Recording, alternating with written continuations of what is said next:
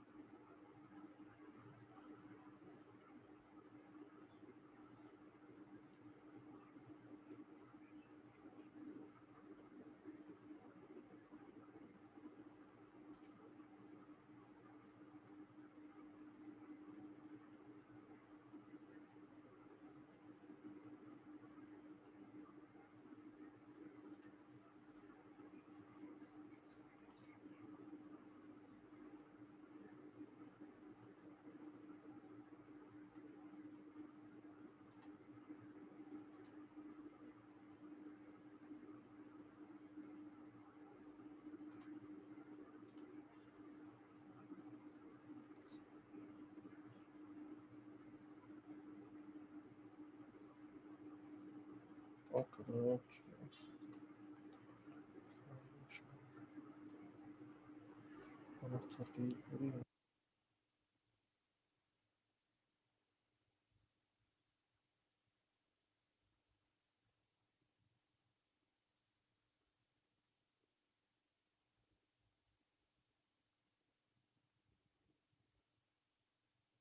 ठीक है बेटा, वाहिब 1 मिनट वेट करें।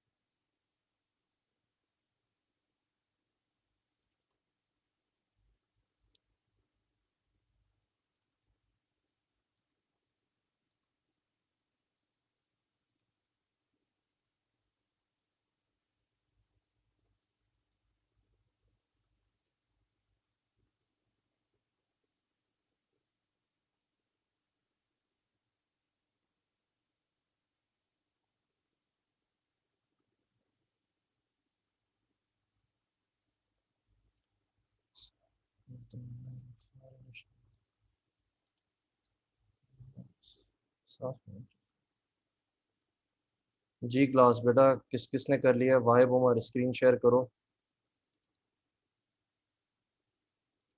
वाहिब उमर, जिनसे नहीं हुआ बेटा वो स्क्रीन पे देखें। वाहिब उमर स्क्रीन शेयर करो।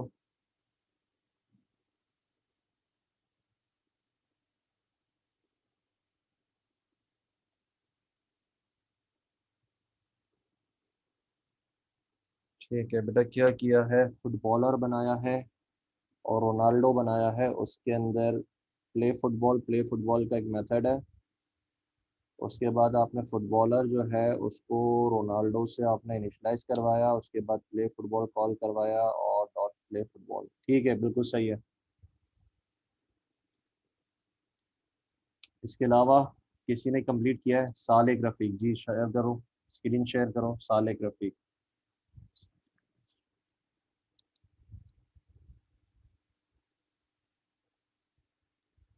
एक बाइक बनाई है और कार को बाइक से इनहेरिट कराया है। स्पीड स्पीड स्पीड फास्ट ऊपर करो, कार से आपने किया एज कार स्पीड। ठीक है, सही किया हुआ है। ठीक है बेटा।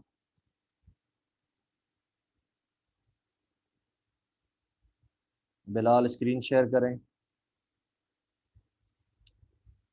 पहले बिलाल करें, देन उसके बाद सारिक कीजिएगा। बिलाल स्क्रीन शेयर करो। फरारी कार, उसके बाद show data car model and name.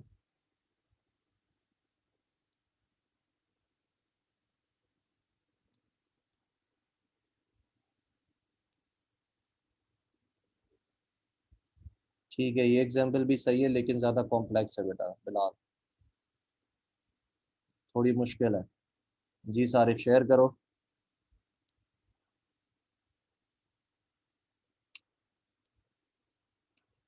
Vehicle car, और उसके बाद जो वहीकल्स को आपने चलाया, ऊपर आपने कहा बाइक कार वहीकल। ठीक है बेटा, सही है काम, सही काम किया हुआ। इसके अलावा किसी ने किया है, शेयर करना चाहे तो शेयर करें। अब्दुल वासे, ओके।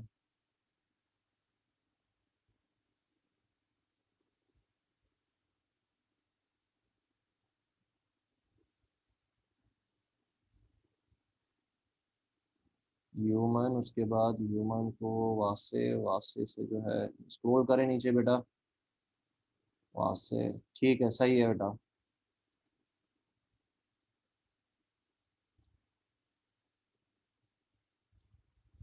अच्छा, तो यहाँ तक हमने इनिशियलाइजेशन और कास्टिंग पढ़ ली। उसके बाद हम जो है आगे चलते हैं, देन उसके बाद हम देखते हैं class as data type and object as parameters. तो उसके लिए हम एक एग्जांपल लेते हैं जो कि हमारे पास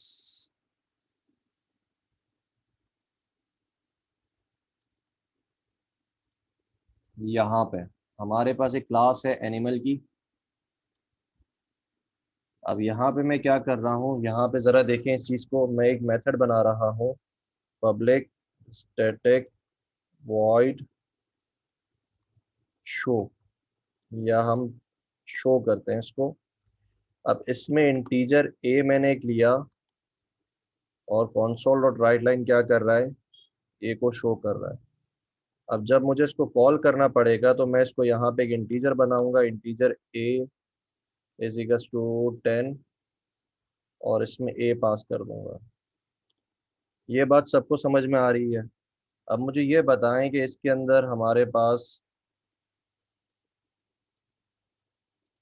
ये जो चीज़ है इसको हम क्या कहते हैं। मेरे पास ये जो चीज़ है इसको हम क्या कहते हैं, ये क्या है जिसको मैं हाईलाइट कर रहा हूँ। जी क्लास।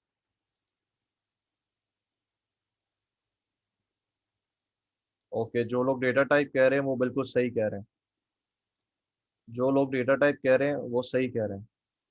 और ये क्या चीज़ है मेरे पास जिसको हाईलाइट किया है।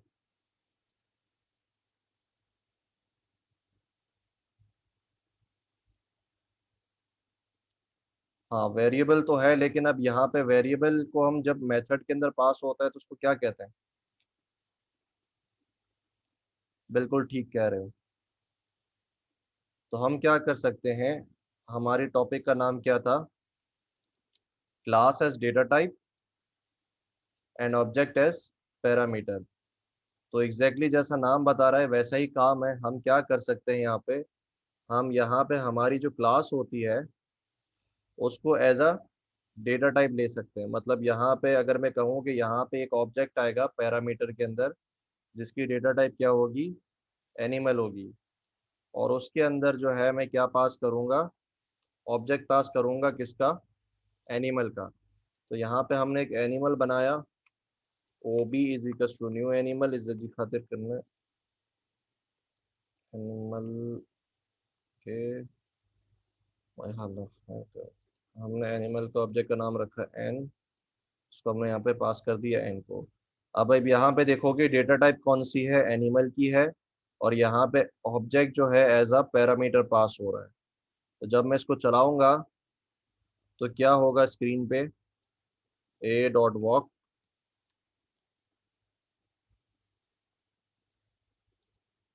को जब हम चलाएंगे तो यहाँ पे क्या होगा, मेरे पास एनिमल का फंक्शन कॉल हो जाएगा।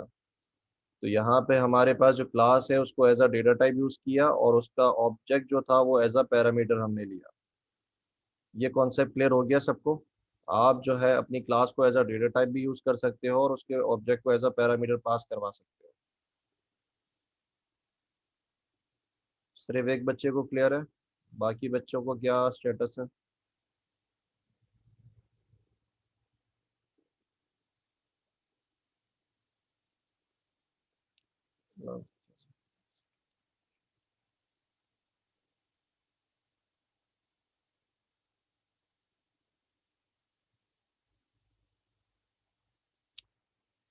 बेटा इसका फायदा जो है, आप यूं समझें कि आपकी प्रोग्रामिंग को ये आसान कर देता है।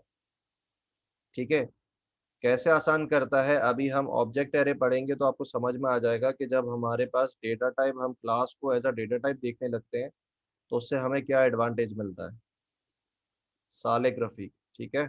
अभी हम एक ऑब्जेक्ट एरे पढ़ेंगे अभी, तो उससे आपको समझ में आ जाएगा कि क्लास को एज अ डेटा टाइप समझने से हमारे पास क्या फ़ायदा हमें मिलता है। ओके, सबको क्लियर है बेटा ये चीज़।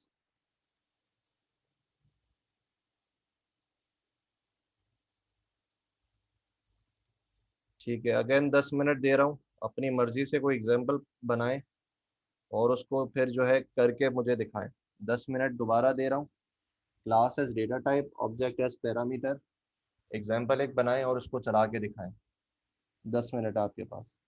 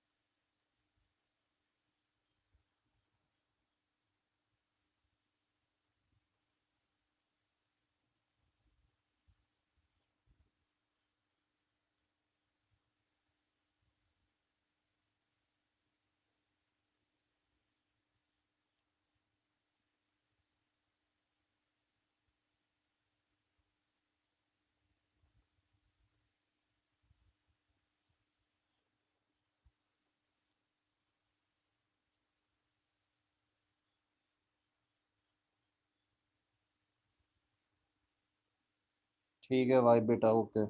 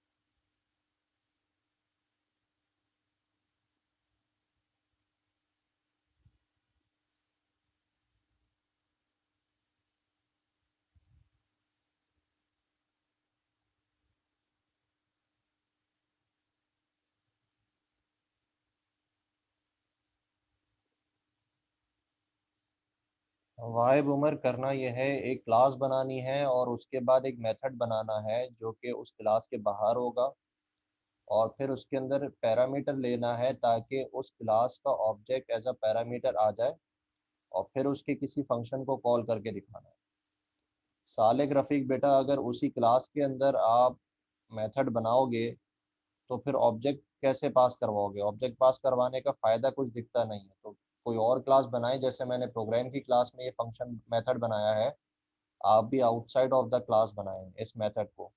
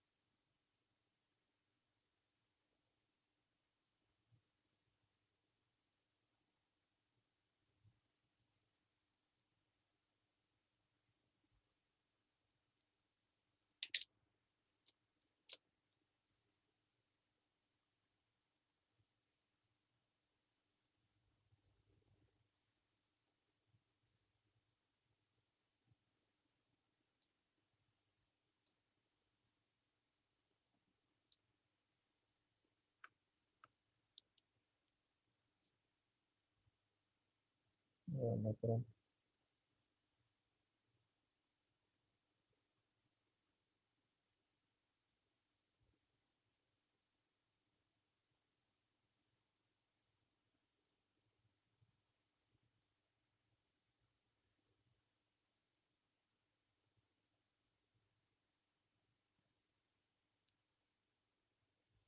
ठीक है, फिलहाल वेट करें थोड़ा।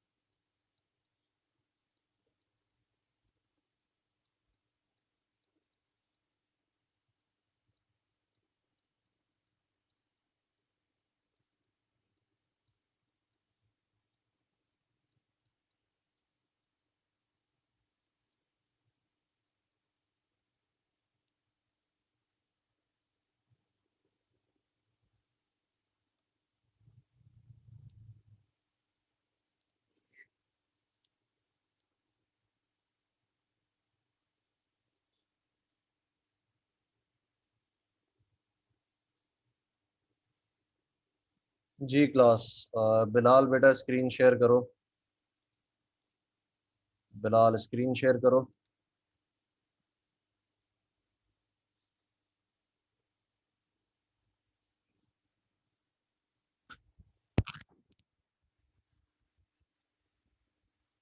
कार का ऑब्जेक्ट बनाया, कार का ऑब्जेक्ट पास करवा दिया। Show data. ठीक है, सही है। ठीक है बिलाल, सही है। सारे सारे स्क्रीन शेयर करें।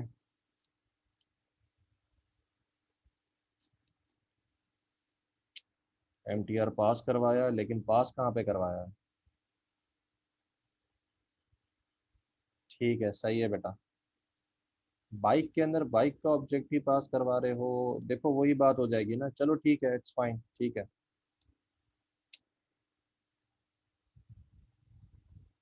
साले स्क्रीन दिखाएं कहाँ पे एरर आ रहा है।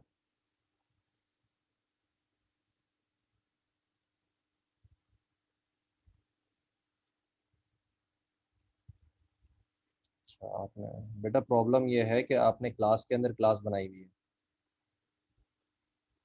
देखें क्लास प्रोग्राम जो है उसका ब्रैकेट आपने बिल्कुल नीचे डाला हुआ है। हाँ, नीचे से ब्रैकेट हटा दो। नहीं बेटा, यहाँ पे नहीं। स्टैटिक का मेथड जो आपने स्पीड का बनाया है वो तो अंदर ही आएगा ना, क्लास प्रोग्राम के अंदर।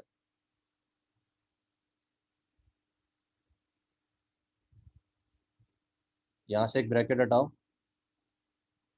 हाँ, हटाओ उसको। अब ऊपर जाओ। आपने जहाँ पे पहले ब्रैकेट लगाया है उसको भी हटा दो। जहाँ पे ब्रैकेट लगाया था उसको भी हटा दो।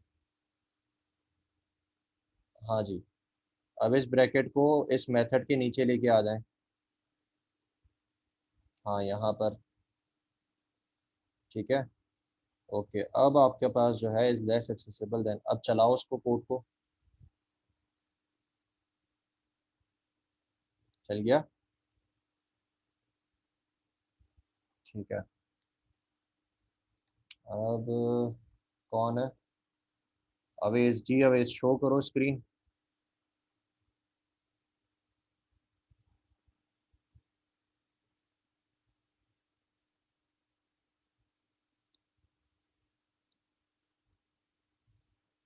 आपने ह्यूमन बनाया, ह्यूमन के अंदर ऑब्जेक्ट पास करवा दिया क्रिएशन के अंदर। ठीक है बेटा, सही है ये भी। गुड।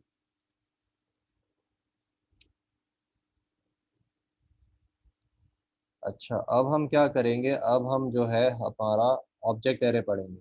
अब हमने देख लिया कि यार हमारे पास हमारी जो क्लास है वो एज अ डेटा टाइप भी यूज़ हो सकती है। तो अगर मैं इसको मज़ीद इम्प्लीमेंट करने की कोशिश करूँ तो इम्प्लीमेंटेशन में मेरे पास क्या होगा? यहाँ पे हम एक सबसे पहले एरे बनाते हैं जिसकी डेटा टाइप क्या है? इंटीजर है। इसके अंदर मैंने 3 कहा इसको। ठीक है। अब हमने पढ़ा कि जहाँ पे डेटा टाइप आती है उसकी जगह पे क्लास भी आ सकता है। तो पहले तो मुझे ये बताएं कि इस एरे के अंदर क्या पड़े होंगे। जी क्लास, इस एरे के अंदर क्या चीज़ पड़ी होगी?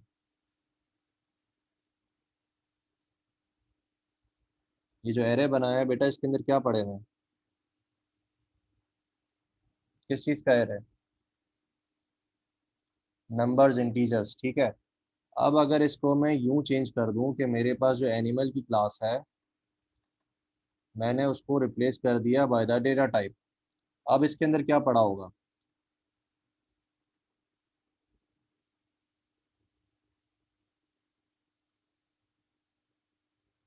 ऑब्जेक्ट्स। किस चीज़ के ऑब्जेक्ट्स? ओके, एनिमल क्लास के सारे इसमें ऑब्जेक्ट्स पड़े होंगे। ठीक है। तो अब एक चीज़ का ख्याल रखिएगा, आप जब भी इंटीजर का एरे बनाते हो, स्ट्रिंग का एरे बनाते हो, आपको उसको इनिशियलाइज करवाने की ज़रूरत नहीं पड़ती। मतलब उसमें ब्लैंक वैल्यू होती है या तो फिर उसमें ज़ीरो पड़ा होता है। ठीक है। लेकिन जब भी आप ऑब्जेक्ट एरे बनाओगे तो आपको उन ऑब्जेक्ट्स को इनिशियलाइज करवाना पड़ेगा। तो सबसे पहले हम एक फॉर का लूप लगाते हैं जिसको हम कहते हैं कि एरे की लेंथ तक आप चलोगे और हर एक इंडेक्स पे जाके जो भी ऑब्जेक्ट पड़ा हुआ है उसको इनिशियलाइज कर दो। मतलब कंस्ट्रक्टर कॉल कर दो, अब उसका ऑब्जेक्ट बन के इसमें प्लेस हो जाएगा। अब हम क्या कर सकते हैं? अब हम ये काम कर सकते हैं कि उसको इस्तेमाल कर सकते हैं। एक बार इनिशियलाइज हो गया, अब मेरे पास इसको हम इनिशलाइज करवाने के बाद इसको इस्तेमाल कर सकते हैं। तो एक और लूप लगाया फॉर का 3। अब इसके अंदर हर एक इंडेक्स पे जाओ और उसका जो वॉक है वो कॉल कर दो। तब आप यहाँ पे देखोगे कि 3 ऑब्जेक्ट्स बने थे। 3 ऑब्जेक्ट्स के क्या कर रहा है उसने, walking slowly walking slowly walking slowly, हर एक ऑब्जेक्ट पे गया और उसका जो है या रिस्पेक्टिव वॉकिंग कॉल कर दिया। ये चीज समझ में आ गई बेटा, इसमें कोई कंफ्यूजन?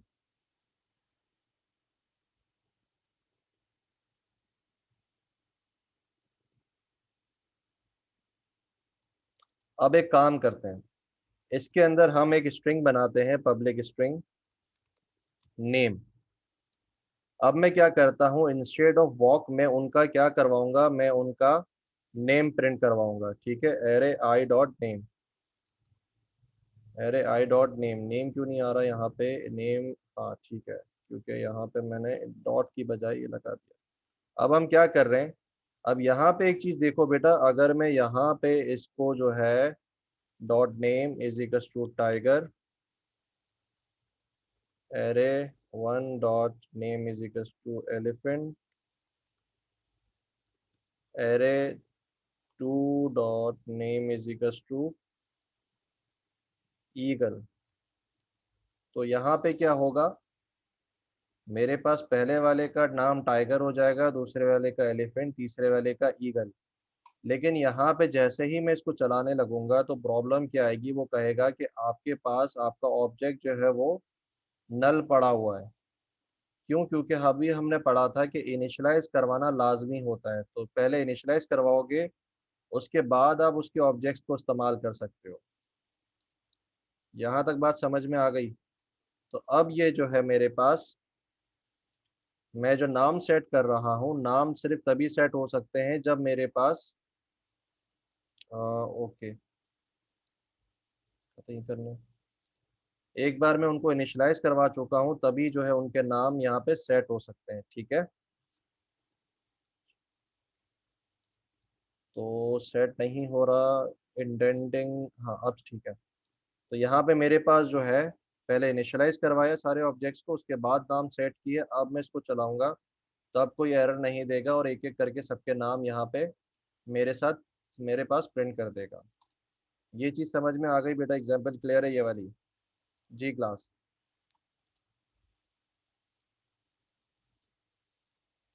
तो कौन पूछ रहा था मुझसे फायदा इसका क्या हो सकता है? सालिक पूछ रहे थे आई गेस। जी सालिक, अब इसका फायदा समझ में आ गया? ठीक है, तो यहाँ तक हम आज अपना सेशन एंड करते हैं। लेकिन उससे पहले आप एक काम करें, आप जो है, अच्छा एक चीज़ रह गई, सॉरी एक चीज़ रह गई, सील्ड क्लासेस। सील क्लासेस जो है हमारे पास, एक चीज़ रह गई। अब हम क्या करेंगे, इसका जो है यहाँ पे, हाँ, सील क्लासेस को देख लेते हैं। सील क्लासेस बेटा क्या होती हैं, कुछ नहीं होता, सिंपल क्लास होती है लेकिन उसके आगे सिर्फ और सिर्फ सील्ड का कीवर्ड लग जाता है। ठीक है, तो इसको हम इम्प्लीमेंट करके देखते हैं। अगर मैं इस क्लास के आगे सील्ड का कीवर्ड लगा दूं तो इस क्लास के ऊपर कोई फर्क नहीं पड़ेगा, इस क्लास का ऑब्जेक्ट बिल्कुल वैसे ही बनेगा जैसे बनता था, इसके सारे फंक्शंस मेथड वैसे ही कॉल होंगे। सिर्फ और सिर्फ क्या होगा, इस क्लास को अब जो है कोई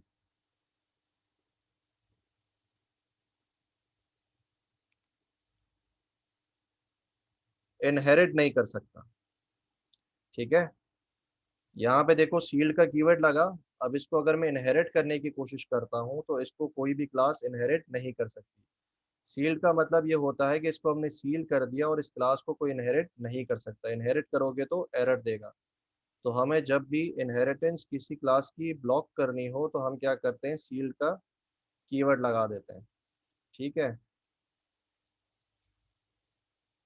अब हम देख लेते हैं कि यार इस क्लास का अगर हमने सील कर दिया है तो इस क्लास का ऑब्जेक्ट बनेगा या नहीं बनेगा। तो इस क्लास का ऑब्जेक्ट बिल्कुल आपके पास एग्जैक्टली वैसे ही बनेगा और इसका ऑब्जेक्ट भी आपका यूज भी हो सकता है। ठीक है, सिर्फ और सिर्फ प्रॉब्लम, सिर्फ और सिर्फ रुकावट कहाँ आएगी, जब आप उसको इनहेरिट करने की कोशिश करोगे। तो सील्ड के कीवर्ड से जो है इनहेरिटेंस बंद हो जाती है। सील्ड के कीवर्ड जो है हम इसलिए लगाते हैं ताकि इनहेरिटेंस, इसको इनहेरिट कोई ना कर पाए। ये चीज़ भी समझ में आ गई? कोई कंफ्यूजन नहीं है?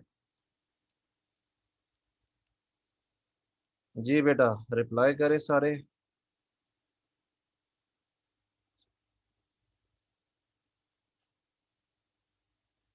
ठीक है, तो यहाँ पे हमारा सेशन जो है वो एंड होता है। अब जो है आपकी क्यूरीज जो है एग्जाम पेपर से रिलेटेड,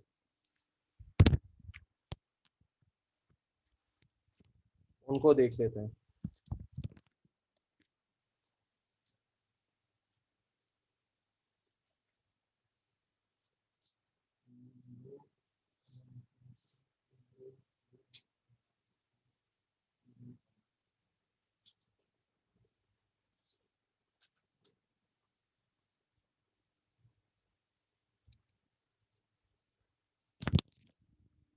बेटा अटेंडेंस में लगा दूंगा जो जो प्रेजेंट है उस सबकी। अच्छा, सबसे पहले जो है अब एक काम करें, जिन बच्चों को अगर पेपर से रिलेटेड कोई क्यूरी नहीं है तो वो जा सकते हैं, प्रेजेंट लिखें और चले जाएं। जिन बच्चों को बेटा कोई पेपर से रिलेटेड सवाल नहीं है वो प्रेजेंट लिखें और चले जाएं। मिड टर्म के पेपर से रिलेटेड अगर कोई क्वेश्चन नहीं है तो वो प्रेजेंट लिखें और चले जाएं।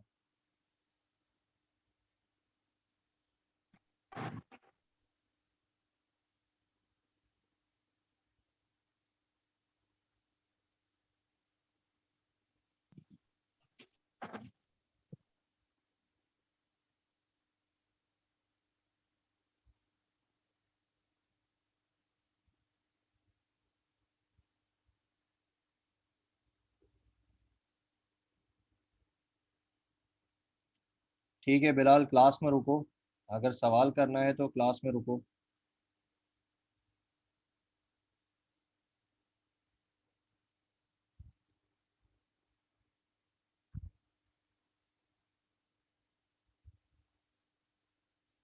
जी वाहिब, आप भी रुकें क्लास के अंदर।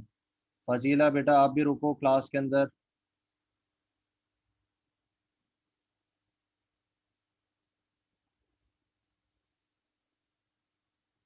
अच्छा, बाकी जो स्टूडेंट्स हैं उनका क्या है? सवाल है बेटा, 12 बच्चों का सवाल है। जावेद अहमद, बाबर सईद, मोहम्मद सारिब, शेख अलियान, शर्जील अहमद सिद्दीकी, राजा याज। सवाल नहीं है तो बेटा क्लास छोड़ के चले जाएं, लेकिन उससे पहले प्रेजेंट लिख दीजिएगा चैट के अंदर।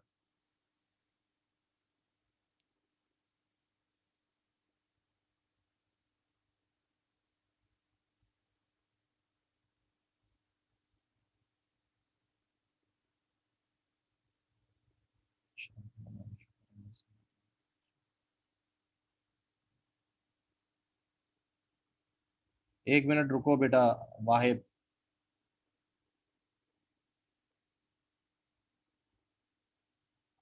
अच्छा, पहले तो मोहम्मद बिलाल, बेटा प्रोजेक्ट से रिलेटेड क्या सवाल है? जल्दी करो मोहम्मद बिलाल। जी सर, मुझे आपसे एक चीज़ कंफर्म करनी थी जी। कि सर मैं बना रहा हूँ स्कूल मैनेजमेंट सिस्टम। ठीक है। तो उसमें जो एडमिन का जो रोल है, जाहिर सी बात है वो सब कुछ एडमिन ही परफॉर्म करेगा, तो उसका जो अकाउंट वगैरह है वो तो सब हम पार्ट को रखेंगे ना, मतलब खुद ही वैल्यू सेट करेंगे उसकी, तो उसका जो अकाउंट और पासवर्ड है।